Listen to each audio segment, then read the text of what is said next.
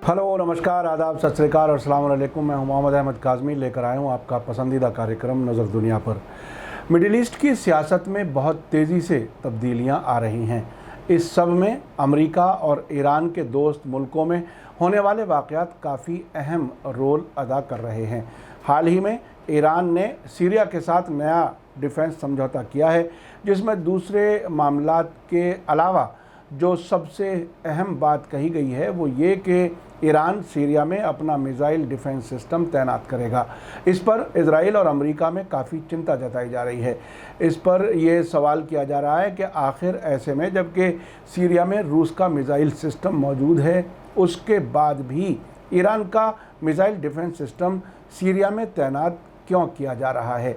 Donald Trump ने जब nuclear समझौते से अलग होने का मई 2018 में ऐलान किया था तो उस वक्त कहा था कि इस समझौते में ईरान के मिसाइल प्रोग्राम को रोकने का प्रोविज़न नहीं था, इसमें यह भी शामिल होना चाहिए।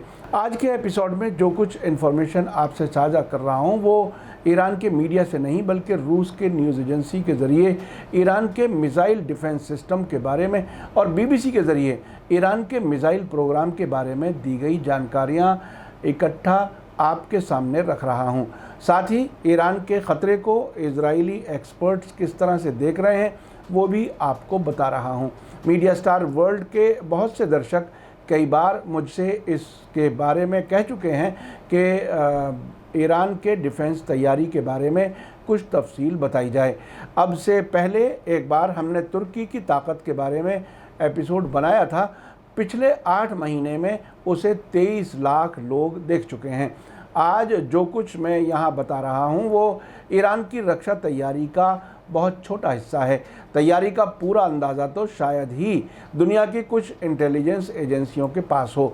अगर आप इस एपिसोड को आखिर तक देखेंगे तो आपको किसी हद तक ईरान की रक्षा तैयारियों के बारे में समझ आएगी। खबर में आगे बढ़ने से पहले आपसे गुजारिश है कि अगर आप YouTube पर देख रहे हैं तो सब्सक्राइब कर लें और घंटी दबाना ना भूलें, और अगर Facebook पर देख रहे हैं तो हमारा पेज फॉलो कर लें और लाइक ज़रूर करें ताकि आपको हमारी हर एक वीडियो की खबर सही वक्त पर मिल सके। और अगर आपको हमारी खबर सच्ची और अच्छी लगे तो अपने व्हाट्सएप ग्रुप, फेसबुक, इंस्टाग्राम और ट्विटर अकाउंट पर ज़रूर शेयर करें ताकि मीडिया स्टार वर्ल्ड की खबरें दुनिया भर तक पहुँच सकें। आज की बड़ी खबर यह है कि रूस की न्यूज़ एजेंसी ने एक चौंकाने वाले आर्टिकल में उस राज से पर्दा उठाया है जिसकी वजह से ईरान की मिसाइल ताकत रूस और अमेरिका के एंटी मिसाइल सिस्टम से आगे बढ़ गई है। इस रिपोर्ट में कहा गया है कि एंटी मिसाइल सिस्टम सुरक्षा का एक बेहद असरदार तरीका है और ईरान ने भी मिरसाद और बावर 373 जैसे मिसाइल शील्ड सिस्टम बनाकर इस इलाके में दूसरे मुल्कों पर निर्भरता यानी इन्हिसार ख़त्म कर दिया है। ईरान का बावर 373 एंटी मिसाइल सिस्टम वहाँ की डिफेंस मिनिस्ट्री और एयरफोर्स के जॉइंट प्रोजेक्ट के ज़रिए तैयार हुआ है। रूस की न्यूज़ एजेंसी का कहना है कि ईरान के एयर डिफेंस डिपार्टमेंट के हेड ब्रिगेडियर जनरल सकफ़ी फ़र का कहना है कि ईरान ने ये एंटी मिसाइल सिस्टम बनाकर पिछले 10 वर्षों के दौरान बहुत अच्छे तजर्बे हासिल किए हैं। यहाँ ये बताना भी ज़रूरी है कि दुनिया के डेवलप मुल्कों ने ये सफ़र 70 वर्षों में तय किया है, जबकि ईरान ने 10 सालों में बहुत अच्छी तकनीक और तजर्बा हासिल कर लिया है। रूस की न्यूज़ एजेंसी ने आगे लिखा है कि अगर हम बावर 373 मिसाइल शील्ड सिस्टम का अच्छी तरह से जायज़ा लें तो हमें पता चलेगा कि ये हकीकत में रूस के S-300 एंटी मिसाइल सिस्टम का एडवांस वर्जन है, जिसके मिसाइलों की मारने की सलाहियत और मिसाइलों के मॉडल में बदलाव है। यानी बावर 373 मिसाइल शील्ड के ज़रिए मिसाइलों की हमला करने की सलाहियत तकरीबन 1.5 गुना बढ़ गई है। बावर 373 मिसाइल शील्ड सिस्टम में अलग अलग तरह की मिसाइलों को इस्तेमाल करना मुमकिन है। इस मिसाइल शील्ड के मिसाइलों को जो रडार गाइड करता है वो ईरानी है और उसका मॉडल मेराज 4 है। ईरान के बावर 373 एंटी मिसाइल डिफेंस सिस्टम में इस्तेमाल किए जाने वाले मिसाइल सैयाद 3 और सैयाद 4 हैं, जो 27 किलोमीटर की ऊंचाई पर 200 किलोमीटर की दूरी से निशाना लगा सकते हैं। इसके राडार 350 किलोमीटर की दूरी पर 300 निशानों की पहचान कर सकते हैं, जबकि रूस का S-300 anti missile system 300 kilometre की दूरी पर सिर्फ 100 निशानों को ही पहचान सकता है। दुश्मन के निशानों को ट्रैक करने के मामले में ईरान का बावर 373 एंटी मिसाइल सिस्टम रूस के S-300 बल्कि S-400 एंटी मिसाइल सिस्टम से भी बेहतर है।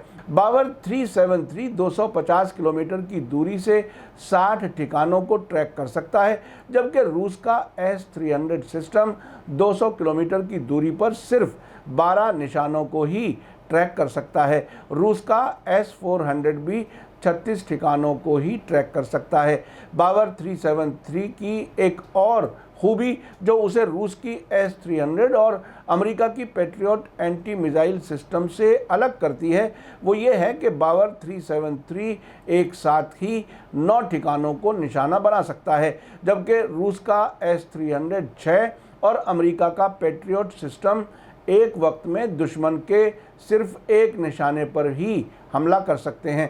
ईरान के एंटी मिसाइल सिस्टम बावर 373 की एक और ख़ासियत जो उसे ईरान के दुश्मनों की हथियारों और तकनीक से ऊपर रखती है, ये है कि उसमें ईरान ने बेहद सीक्रेट सॉफ्टवेयर और कोड रखे हैं, जिनकी वजह से दुश्मन को ये भी नहीं पता चल पाता कि उसे कौन से सिस्टम के ज़रिए ट्रैक किया जा रहा है। साथ ही आपको ईरान की कुछ मिसाइल ताकत के बारे में कुछ जानकारी देता हूं, जो पिछले साल नवंबर में बीबीसी ने अपनी वेबसाइट पर दी थी। उसने अमेरिकी डिफेंस मिनिस्ट्री, जिसे अमेरिका में पेंटागन कहा जाता है, उसकी रिपोर्ट का हवाला देते हुए कहा था कि मिडिल ईस्ट में ईरान के पास सबसे ज़्यादा मिसाइलें मौजूद हैं।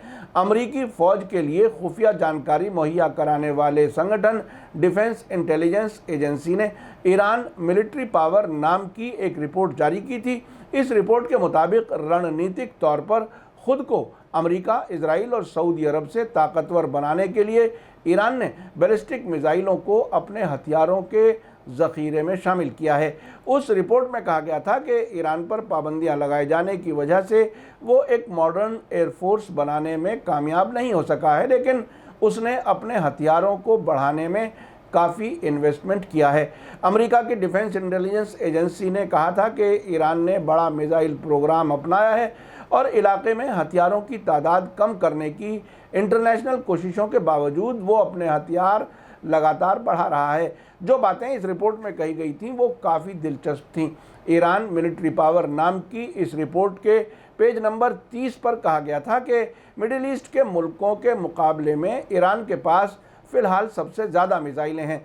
ईरान के पास क्लोज रेंज, कम दूरी तक, मध्यम दूरी तक और लंबी दूरी तक मार करने वाली बैलिस्टिक मिसाइलें हैं।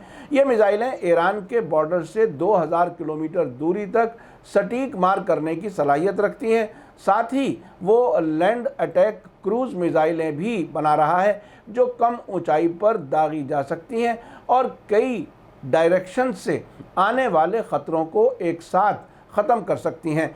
ईरान से लगे दक्षिणी समुद्र यानी खाड़ी में उसने कोस्टल डिफेंस क्रूज़ मिसाइलें तैनात की हैं, जो 300 किलोमीटर की दूरी से फौजी बेड़े के साथ साथ किसी भी जहाज़ को उड़ा सकती हैं। ईरान ने समंदर के अंदर कम से कम 5000 बारूदी सुरंग लगाई हैं, जो दबाव महसूस करने पर एक्टिव हो जाती हैं।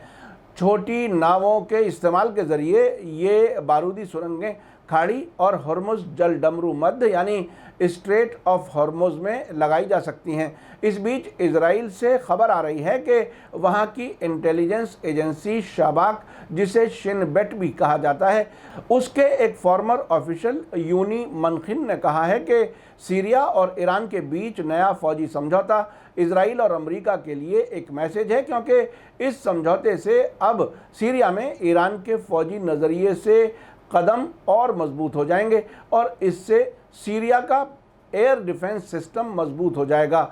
यूनी मेनाखिन ने Jerusalem centre for public affairs में अपने आर्टिकल में लिखा है कि सीरिया और ईरान के बीच फौजी समझौता उम्मीद के मुताबिक था और ये ऐसे वक्त में हुआ है जब ईरान के नातांज न्यूक्लियर कारखाने में धमाका हुआ है और अमेरिका ने सीरिया पर ज़्यादा सख्त पाबंदियां लगाई हैं। इसके साथ ही अमेरिका ने सीरिया की मदद करने वालों पर भी पाबंदियां लगाने का ऐलान किया है, जिसकी वजह से सीरिया और तेहरान के बीच कोऑपरेशन बढ़ गया और इस पर इजराइल नज़दीक से नज़र रखे हुए है। इजराइल के फॉर्मर फौजी अफसर बेन मेनाखिम ने लिखा है कि ईरान और सीरिया के बीच होने वाले समझौते का अहम हिस्सा ये है कि ईरान सीरिया को अपना वो एयर डिफेंस सिस्टम देगा जो रूस के S-300 एंटी मिसाइल सिस्टम की तरह है और इसी तरह एक और एयर डिफेंस सिस्टम देगा जिसके ज़रिए ईरान ने 2019 में अमेरिका का ड्रोन ग्लोबल हॉक मार गिराया था। ये इसलिए था क्योंकि रूस ने सीरिया को इजराइल के खिलाफ S-300 एंटी मिसाइल इस्तेमाल करने की इजाज़त नहीं दी थी। इसीलिए ईरान ने इजराइल को जवाब देने के लिए ये रास्ता अपनाया है। बेन मेनाखिम ने बताया है कि सीरिया और ईरान फौजी समझौता करके हकीकत में अमेरिका और इजराइल को ये मैसेज दे रहे हैं कि ईरान सीरिया में अपनी फ़ौजी छावनियां बनाता रहेगा और ये फ़ौजी कोऑपरेशन लंबा चलेगा और अमेरिका का सीज़र कानून जिसके तहत सख्त पाबंदियां लगाई गई हैं ईरान और सीरिया को अपने प्लान्स लागू करने से नहीं रोक पाएगा।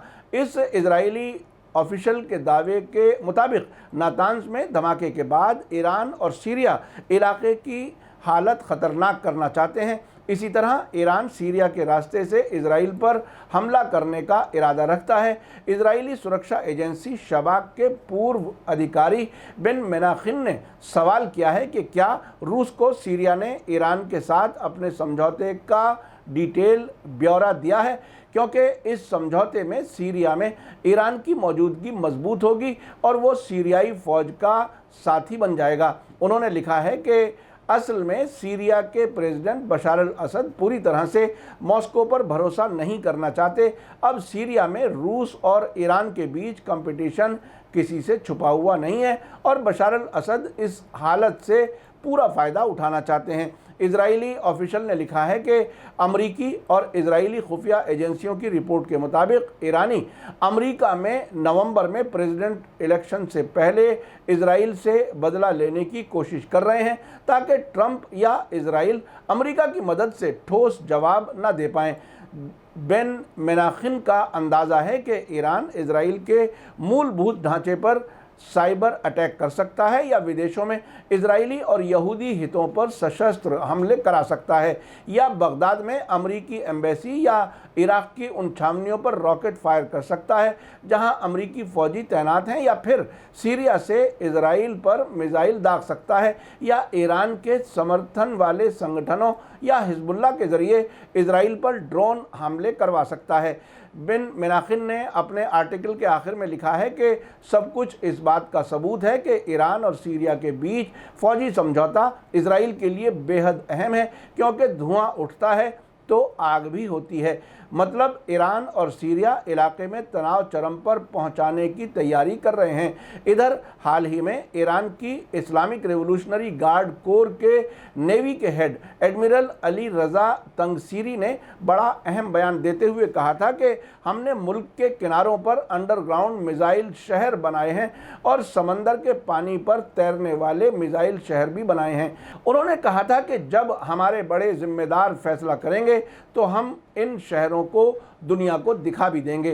पूरे खाड़ी के किनारे पर, इसी तरह हॉर्मुज़ के बाद ओमान सागर में पाकिस्तान की सीमा के नज़दीक मौजूद मकरान के इलाके में फ़ौज और IRGC के अंडरग्राउंड मिसाइल शहर हैं और इसकी जानकारी दुश्मन को भी है।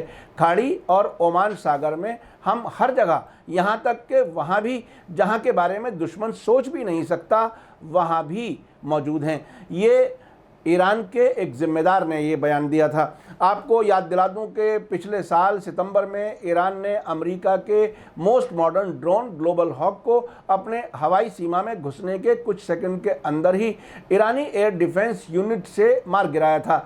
ईरान ने इसी साल जनवरी के शुरू में अमेरिका के जरिए ईरान के कमांडर जनरल कासिम सुलेमानी और इराक के हशदल शाबी के डिप्टी कमांडर अबू मेहदी अल मुहंदिस के कत्ल किए जाने के बाद इराक के अंदर अमेरिकी छावनियों पर मिसाइल हमले किए थे। जून 2017 में ईरान में आतंकी हमले के जवाब में सीरिया में दाइश के बड़े ठिकाने देर जोर में भी ईरान ने मिसाइलों से जवाबी हमले किए थे। देखा आपने कि ईरान दुनिया के सामने अपनी ताकत दिखा रहा है और जिस तरह से उसने मिसाइल और एयर डिफेंस सिस्टम तैयार किए हैं जो अमेरिका और रूस के डिफेंस सिस्टम से भी बेहतर हैं, वो बहुत ही अलग किस्म का अचीवमेंट है। साथ ही कुछ महीनों पहले एयरफोर्स के लिए भी उसने अपने जहाज़ बनाने शुरू कर दिए हैं और ये सिर्फ दावे नहीं हैं, उनको अमेरिका और इजराइल के डिफेंस मिनिस्ट्री और वहाँ के सेंसिटिव डिपार्टमेंट्स भी कबूल कर रहे हैं। ऐसे में इस इलाके का कोई भी मुल्क ईरान पर नया हमला करने की हिम्मत नहीं कर पाएगा। ईरान की बढ़ती हुई ताकत इस इलाके में अमन पैदा करने के लिए भी बड़ा अहम रोल अदा कर सकती है, क्योंकि आज तक ईरान ने सिर्फ डिफेंस में जंग लड़ी है, कभी किसी पड़ोसी मुल्क पर हमला नहीं किया। अगर अमेरिका और इजराइल में इसी तरह से डर रहा तो ना वो खुद और ना ही बाकी पड़ोसी मुल्क ईरान के खिलाफ कोई जंग शुरू कर पाएंगे। फिर भी अगर डोनाल्ड ट्रंप ने जंग शुरू कर दी तो ये ताकत कैसे इस्तेमाल होगी वो हम और आप सिर्फ अंदाज़ा लगा सकते हैं। इसी के साथ मुझे दीजिए इजाज़त। आज का एपिसोड कैसा लगा कमेंट्स में ज़रूर लिखें। थैंक यू, धन्यवाद, शुक्रिया। जय भारत, जय हिंद। मीडिया स्टार वर्ल्ड के और वीडियो देखने के लिए हमारे चैनल को सब्सक्राइब करें और सीधे नोटिफिकेशन पाने के लिए बेल आइकन दबाएं।